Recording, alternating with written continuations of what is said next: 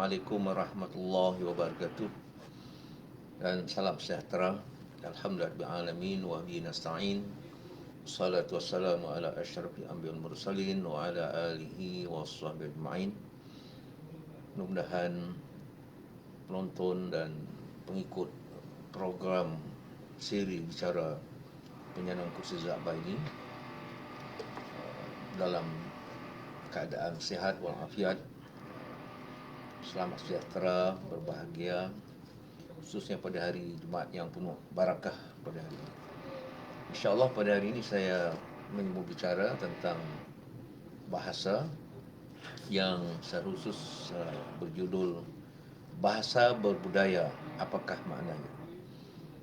Bahasa memang tidak dapat dipisahkan daripada budaya ataupun kebudayaan. Bahkan bahasa itu adalah pemancar sistem masyarakat dan pemancar kebudayaan suatu bangsa, sebuah negara. Maka itu hubungan bahasa dengan budaya memang cukup erat. Tapi dalam hubungannya dengan tajuk pada hari ini, saya berusaha membicarakan makna bahasa berbudaya.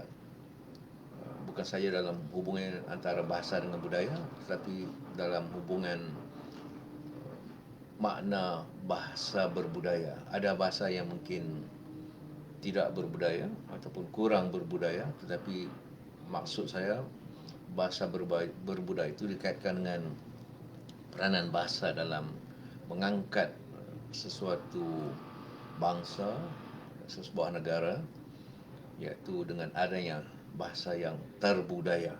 Bahasa telah meningkat pada satu tahap yang tinggi sebagai bahasa peradaban.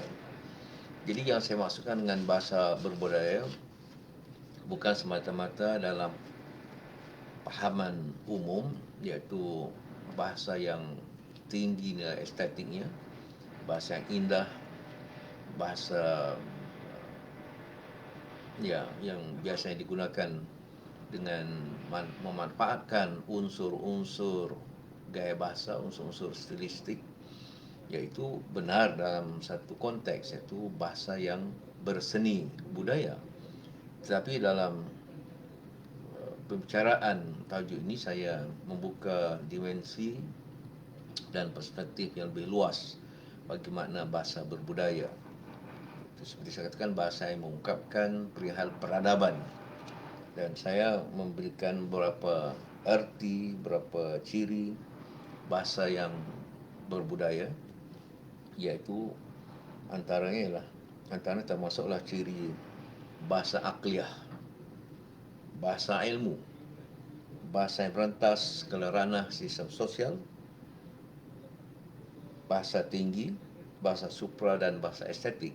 Jadi demikianlah ada beberapa ciri yang saya berikan pada makna bahasa berbudaya. Estetik merupakan salah satu, tapi ada banyak ciri lain untuk bahasa berbudaya ataupun bahasa peradaban.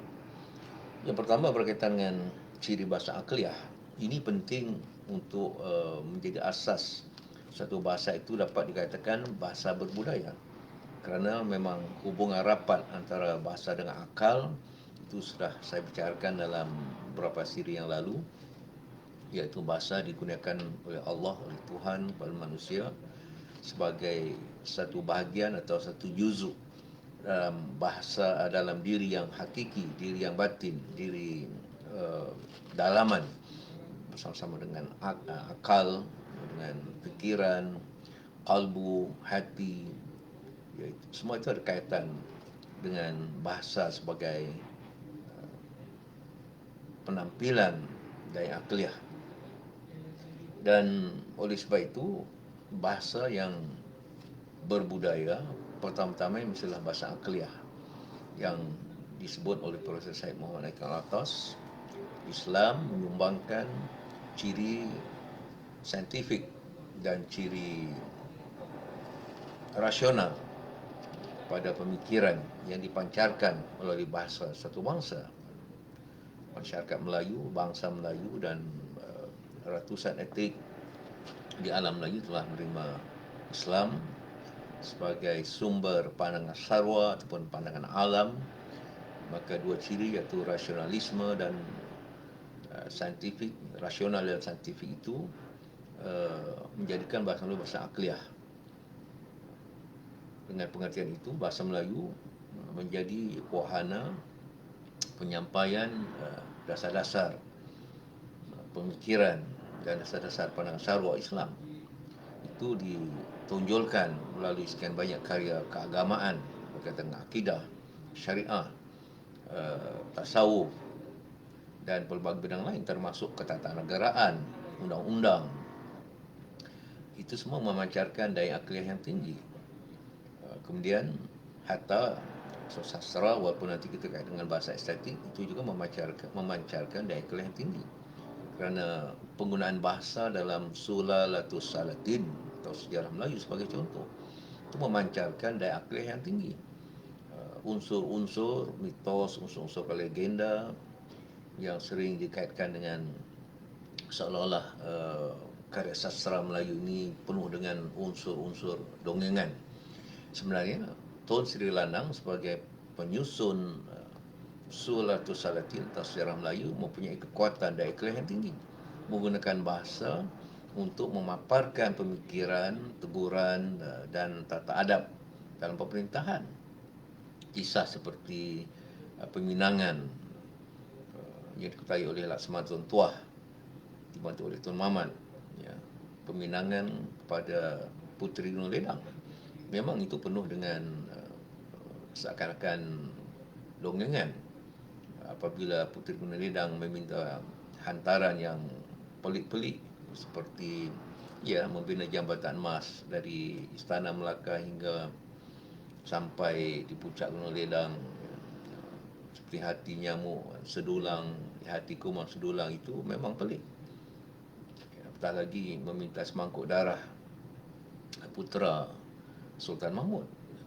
Jadi itu sebenarnya bukan satu pernyataan lahiriah, tapi pernyataan yang banyak akliyah yang tinggi. Iaitu bagaimana suatu cita-cita, sebagai contoh, bahkan angan, impian, itu mestilah berjejakkan kenyataan, berjejakkan sesuatu yang sesuai dengan keadaan orang yang bercita-cita ataupun yang punya impian.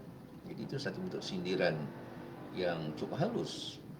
Banyak lagi yang dapat kupas dalam soal, seperti juga wa'ad antara Demang Lebar Daun dengan Sangsa Purba. Itu juga satu gambaran ikatan sosial antara pemerintah dengan pembesar dan rakyat. Itu satu bentuk perjanjian sosial yang menggambarkan soal budi, soal adab, hubungan antara pemerintah dengan rakyat. Jadi contoh, apalagi kalau kita bayangkan dalam keadaan moden ini, bahasa Melayu menampung ratusan bidang ilmu. Kalau menurut rakaman dalam usaha penggunaan istilah, sudah mencakup 300 bidang dan sub bidang ilmu, baik bidang sains kemanusiaan, sains sosial, sains tabi'i, agama, pelbagai bidang, 300 disiplin ilmu. Itu digarap dengan menggunakan bahasa Melayu yang tentu bertaraf bahasa akliyah, bukan bahasa perasaan, bahasa ilmu. Kita kaitkan juga bahasa ilmu nanti. Dan untuk wacana-wacana yang tinggi-tinggi, soal perbincangan tentang falsafah, tentang agama, tentang ilmu, pelbagai bidang itu, semuanya menggunakan bahasa pemikiran, bahasa akliyah. Bahkan tradisi dalam kajian atau penampilan dan penulisan tesis, disertasi, itu menggunakan bahasa akliyah. Tidak boleh dimasukkan bahasa emosi dalam penampilan ataupun pemaparan hasil kajian doktor falsafah, sarjana, ataupun kajian ilmiah yang lain. Ini yang saya tegaskan maksud bahasa akliyah. Yang kedua, bahasa ilmu. Tentulah kesinambungannya, bahasa yang berbudaya mestilah bahasa yang mampu menjadi wasilah ilmu, penyampaian ilmu, pemorehan ilmu. Bahasa Melayu dari awal, paling luas pada abad ke-13, sudah menjadi bahasa ilmu yang tinggi, yang kita sebut tadi dalam berbagai bidang agama, ketatanegaraan, persejarahan, undang-undang, bahkan perjanjian, persenjataan, perubatan, itu semua bidang ilmu yang telah mulai digarap oleh bahasa Melayu dalam zaman klasik, zaman silam, dan dalam zaman moden. Saya katakan tadi, ratusan bidang ilmu perlu digalas pengembangannya oleh bahasa Melayu, dan itulah ciri kedua meletakkan bahasa Melayu sebagai bahasa berbudaya. Bahasa Melayu menopang, menyangga peradaban yang berteraskan ilmu.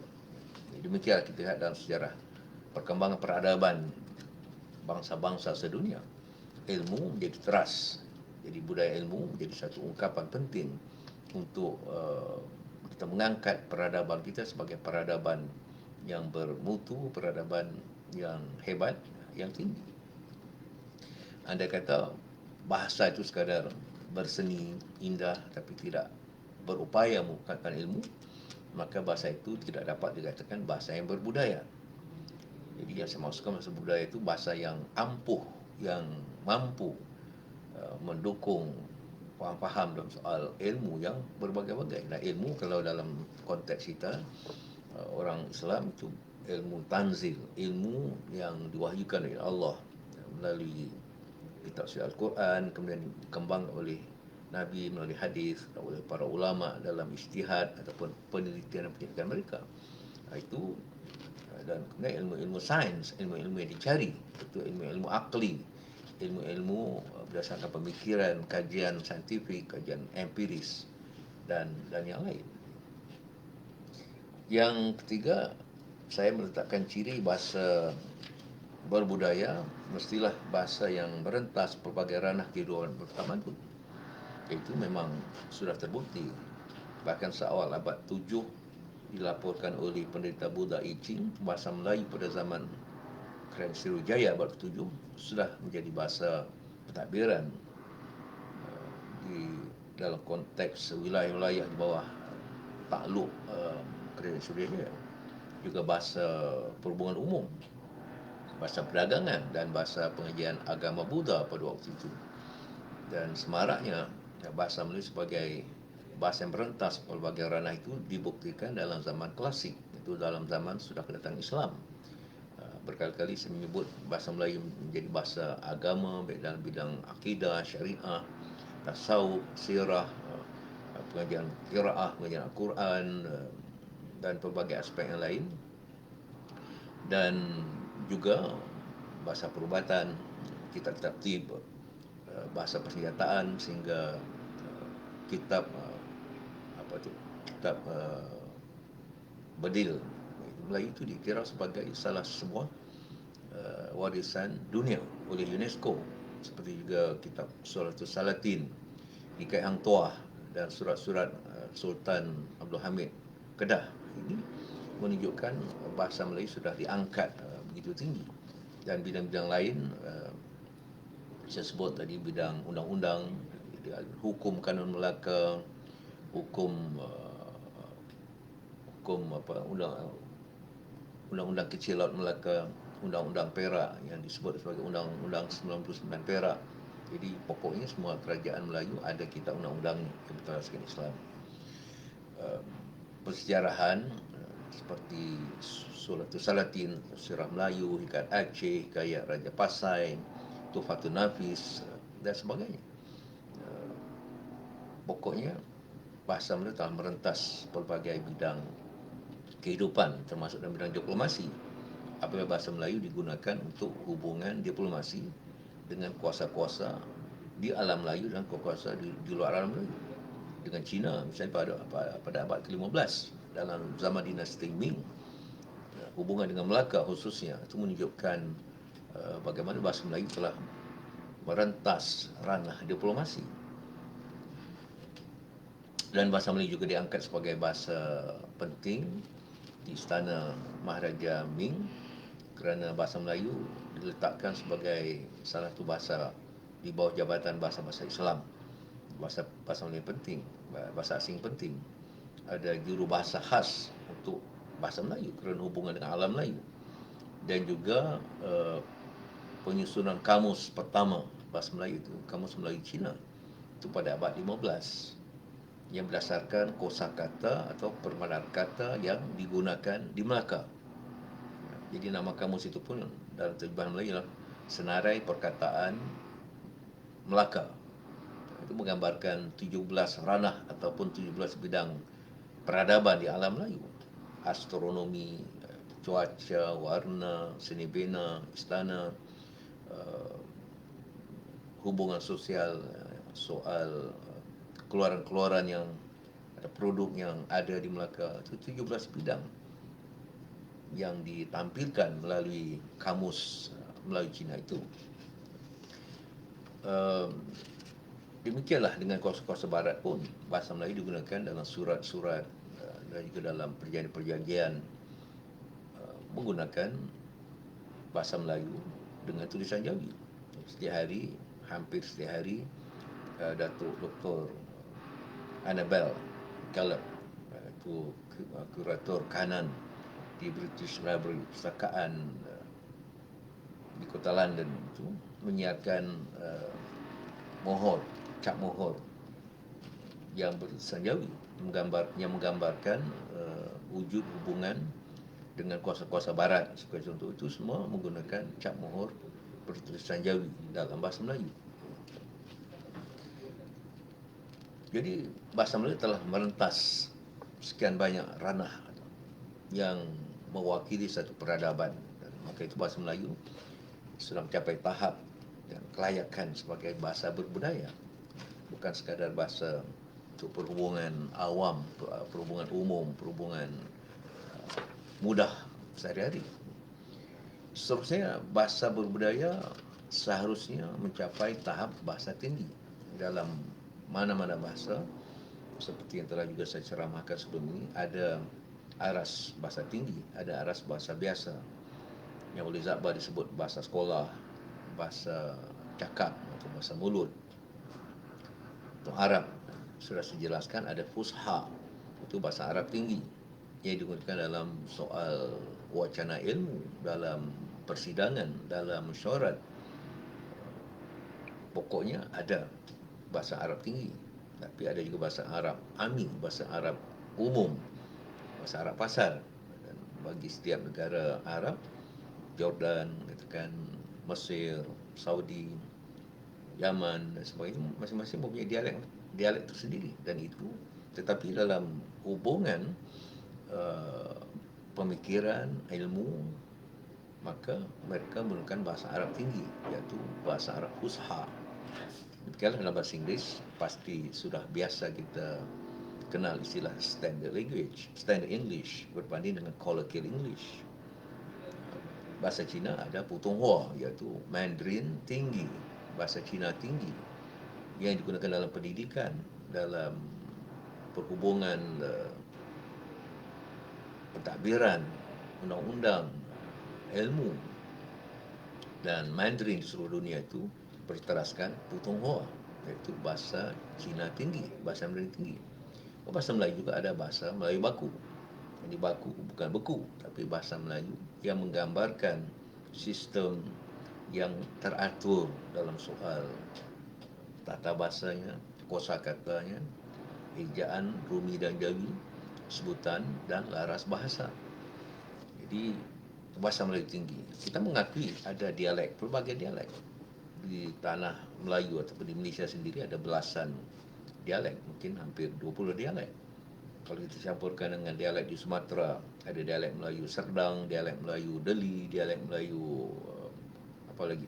Jadi banyak dialek Melayu di Sumatera, bahkan di Pulau Jawa, di Riau, ya, ada puluhan dialek Melayu. Bahkan kalau dicampur dengan dialek sosial, seperti bahasa perbualan, bahasa golongan menengah, bahasa buruh, bahasa pekerja, ataupun bahasa remaja, ada puluhan dialek. Itu kita akui sebagai sebahagian ragam bahasa. Tetapi yang saya maksudkan bahasa Melayu tinggi ialah satu ragam bahasa yang digunakan dalam urusan rasmi, pentadbiran, pendidikan, dalam mesyuarat, dan pokoknya bahasa yang mewakili pemikiran tinggi, dan ini syarat penting untuk satu bahasa itu diterima sebagai bahasa berbudaya. Kemudian ciri bahasa supra. Supra dengan pengertian melangkau batas geografi dan batas kelompok. Dan konteks Malaysia, kita ada 14 buah negeri termasuk Wilayah Persekutuan. Kita ada etnik yang besar, Melayu, Cina, India. Kemudian ada etnik yang lain, orang asli di Sabah, Sarawak. Ya, ada puluhan etnik. Jadi bahasa Melayu menjadi bahasa berbudaya apabila mampu merentas kelompok-kelompok itu dan mampu juga merentas sempadan geografi. Jadi orang Sabah, orang Sarawak, orang di Perlis hingga Johor, maka itu menggunakan bahasa Melayu sebagai bahasa supra dalam konteks negara.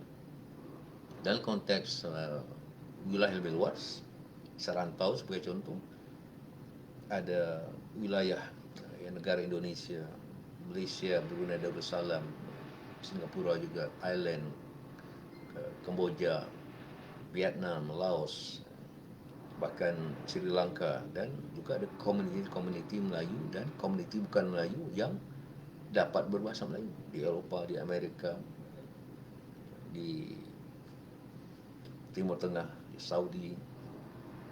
Maka bahasa Melayu itu bahasa yang melangkau juga. Jadi bahasa yang supra, tidak terbatas oleh geopolitik, sempadan politik Malaysia, Indonesia, Brunei dan sebagainya. Kita ada satu ragam bahasa Melayu. Dalam zaman klasik itu lebih jelas. Saya katakan di mana-mana pusat tamadun atau peradaban Melayu, baik di Patani, di Aceh, di Melaka, di pusat-pusat lain di Tanah Melayu, juga di Kalimantan, ya. Penghasilan karya mereka atau ulama-ulama, para pujangga itu semua menunjukkan satu bentuk bahasa yang supra, maknanya tidak mengira batas sempadan. Mudah-mudahan bentuk ini dapat diwujudkan kesinambungannya, walaupun kita tidak mungkin dapat membentuk satu bahasa yang persis sama bagi semua negara, tapi sekurang-kurangnya kita ada satu bentuk bahasa yang supra, iaitu bahasa yang dapat dipahami, dapat digunakan bersama oleh anggota-anggota pengguna bahasa Melayu di pelbagai buah negara dan pelbagai wilayah. Mungkin sebahagian masih menjadi impian, tetapi gerak kerja melalui MABI, Mastra dan pelbagai kegiatan persatuan, kekerajaan dan sebagainya itu, saya kira dapat mengangkat konsep bahasa supra, bahasa besar. Saya kata bahasa Melayu mahawangsa, bahasa Melayu besar yang merentas negara, merentas etnik. Dan akhirnya bahasa berbudaya perlu juga mempunyai kekuatan dalam estetik, bahasa pemancar estetik, pemancar keindahan.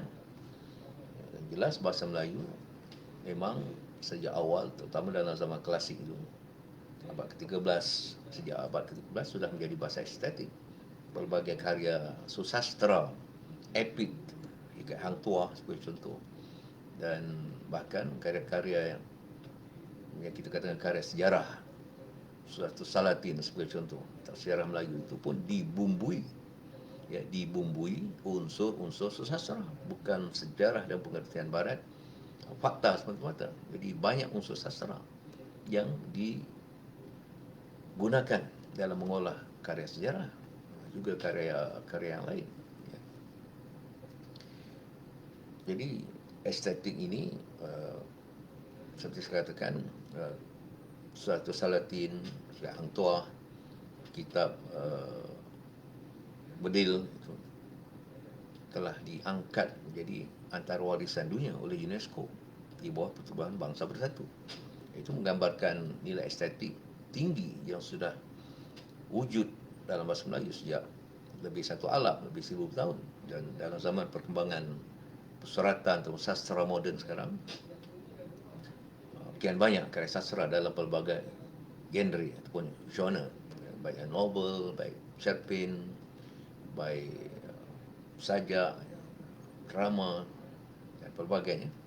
Itu menyambung karya estetik lama kita. Hikayat, ada puisi untuk syair, pantun, nazam, qitaah, rubaiyat dan sebagainya. Jadi ini juga penting kerana karya susastra menghaluskan bahasa, menghaluskan budi dan pemikiran dan menjadi juga wasilah untuk penyampaian ilmu. Sebenarnya telah pernah saya ceramahkan Hamzah Pansuri, ulama besar, bercakap tentang soal akidah. Itu juga menggunakan susastra, menggunakan syair, media syair, syair perahu, syair dagang dan sebagainya untuk menyampaikan ajar agama. Jadi inilah kehebatan nilai estetik dalam bahasa Melayu, juga digunakan untuk hal-hal ilmu. Jadi dalam zaman baharu ini saya berharap sastrawan bukan hanya menggunakan media sastra, susastra itu hanya untuk soal keindahan, ya, tapi mencakup hal-hal ilmu. Maka itu Dewan Masa Pusaka dulu pernah melatih golongan profesional bidang perubatan, doktor-doktor perubatan di Hospital JSN Kubang Krian. Telah terhasil kumpulan yang melahirkan novel-novel perubatan. Itu satu contoh. Banyak lagi golongan lain, golongan peguam atau undang-undang yang dapat menghasilkan karya bertemakan undang-undang menggunakan bahasa yang bernilai estetik. Jadi inilah antara ciri bahasa berbudaya yang saya maksudkan. Jadi dalam soal strategi pembudayaan, jadi bahasa berbudaya, bagaimana membudayakannya, bagaimana nak memasyarakatkannya, perlu ada strategi. Jadi berapa strategi yang sebetulnya saya angkat atau saya uraikan syarah saya daripada buku Pemikiran Awang Sara dalam Pemartabatan Bahasa Melayu terbitan Dewan Bahasa Pustaka tahun 2017. Ada satu bab khas tentang bahasa berbudaya dan pembudayaan bahasa. Pembudayaan bahasa arti pemasyarakatan, pemupukan, peluasan, pengembangan bahasa berbudaya. Satu melalui dasar bahasa kebangsaan yang menjadi dasar negara di Malaysia, di Indonesia, di Brunei Darussalam, bahkan Singapura juga mengangkat bahasa ini sebagai bahasa kebangsaan. Ini ruang yang mesti digunakan untuk membudayakan bahasa berbudaya, bahasa yang mewakili peradaban tinggi itu. Kemudian melalui sistem pendidikan, sudah pasti pendidikan itulah laluan paling berkesan, paling utama untuk memungkinkan bahasa berbudaya dikuasai, diimarahkan oleh pendidik, oleh anak didik, oleh semua warga dalam bidang pendidikan termasuk golongan pentadbir. Kemudian melalui media massa tentulah, maka itu saya sering menimbulkan keperluan media massa mengangkat dasar-dasar bahasa kebangsaan, dasar kebudayaan kebangsaan dan dasar-dasar yang mewakili aspek peradaban sesebuah negara. Konteks Malaysia sebagai contoh, kita ada dasar bahasa kebangsaan, dasar pendidikan kebangsaan, dasar kebudayaan kebangsaan, dasar ekonomi yang sekarang bertaraskan kemakmuran bersama. Jadi ini perlu diangkat melalui bidang bahasa, isu-isu sosiopolitik, budaya, rukun negara dan sebagainya itu diangkat melalui bahasa berbudaya. Jadi peranan media sangat penting. Seperti contoh dulu kempen budi bahasa. Media sangat penting. Jangan sampai dalam media kita melupakan aspek sosial budaya yang biasa saya tegur. Pemimpin dipanggil nama saja, ya. Zulkifli, beliau itu ulama besar, pernah jadi mufti wilayah Persatuan, sekarang Menteri Agama. Mana munasabah dipanggil, disapa dengan Zulkifli saja dalam siaran berita, dokumentari dan sebagainya. Satu contoh. Banyak contoh lain juga yang telah saya singgung sebelum ini.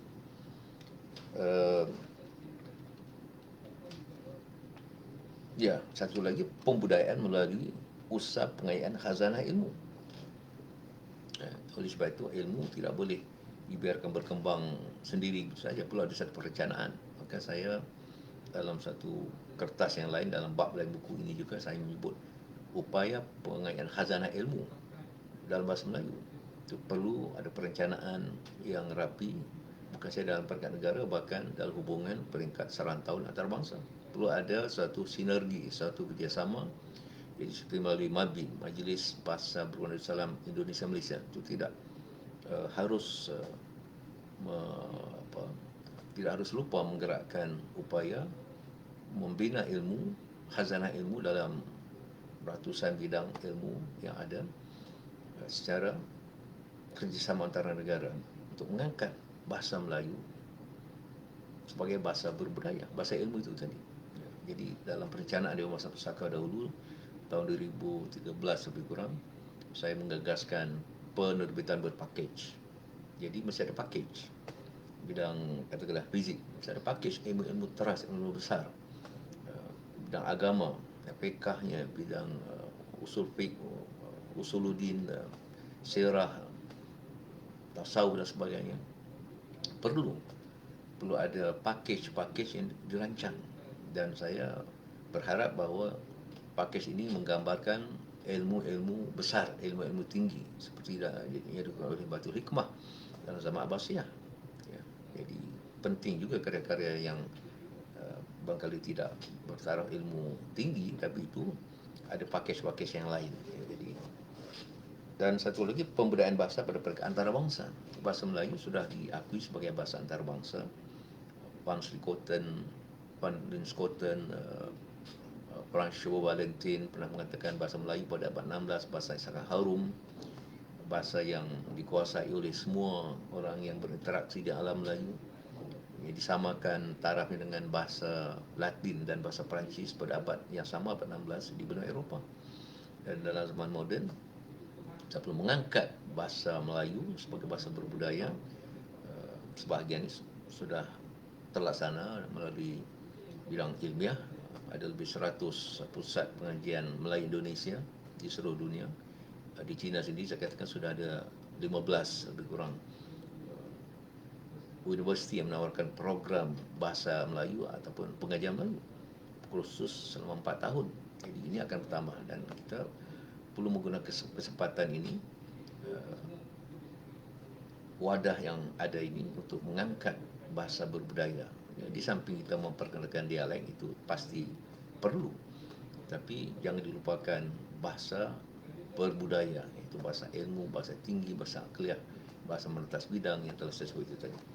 Jadi demikianlah secara ringkas syarah saya sedikit berdasarkan buku tulisan atau himpunan tulisan saya ini untuk renungan, dan mudah-mudahan dapat dimanfaatkan dalam proses kita mengangkat peradaban negara berteraskan bahasa Melayu. Jadi sekian, mudah-mudahan ada manfaatnya, dan kita boleh berinteraksi terus melalui soal jawab kalau ada, kalau tidak mungkin soal jawab melalui ruang dalam Facebook, insyaAllah. Jadi saya lihat kalau ada ya, kebanyakannya minta diteruskan jihad, diteruskan usaha.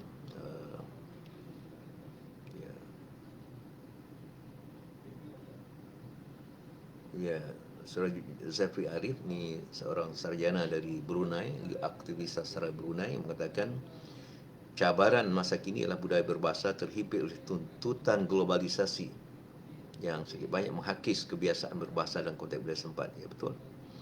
Jadi kalau ditanya pada saya apakah strategi terancam, saya ada juga menulis satu bab tentang soal globalisasi dan soal bahasa, iaitu ya, yang judulnya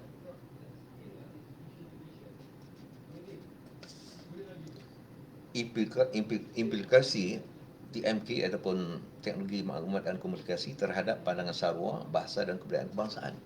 Ada saya cadangkan plan tindakan. Jadi antara itu tadi, kita harus memperbanyak apa dikatakan pelantar, portal, wadah dalam bentuk ya, internet, supaya bahasa Melayu itu dapat dicapai oleh warga sedunia. Jadi kalau kita mau mengangkat kearifan setempat, local wisdom kita, itu caranya melalui bahasa Melayu, disiarkan dalam pelbagai pelantar, portal, laman web, bahkan blog-blog persendirian, blog sarjana, aktivis bahasa sastra budaya ilmu.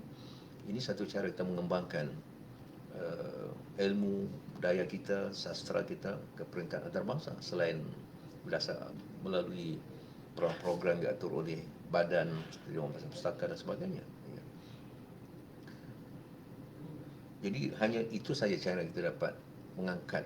Kalau kita terus-menerus menerima wadah dalam bahasa asing atau bahasa Inggeris, kita jadi masyarakat pengguna, masyarakat consumer, bukan masyarakat yang proaktif mengeluarkan produk kita. Ini ada kaitan dengan soal saya katakan globalisasi satu arah barat ke timur. Kita mesti mengubah pola ini.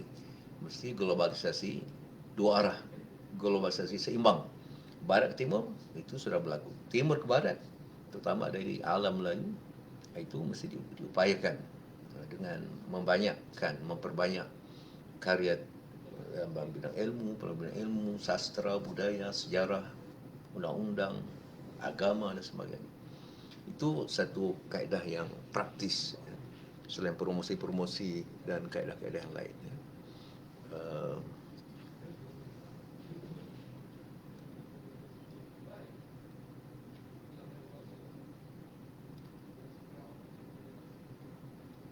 Ya, yang lain saya kira harapan-harapan yang alhamdulillah insya-Allah sama-sama kita tangani, sama-sama kita usahakan, mudah-mudahan tercapai cita-cita kita bersama mengangkat peradaban Melayu berteraskan bahasa Melayu berbudaya. Jadi untuk sementara sekian pertemuan kita, mudah-mudahan dipanjangkan umur oleh Allah, ada ruang dan kesempatan lain untuk kita berinteraksi di alam maya insya-Allah. Wabillahi taufiq wal hidayah. Assalamualaikum warahmatullahi wabarakatuh dan salam sejahtera.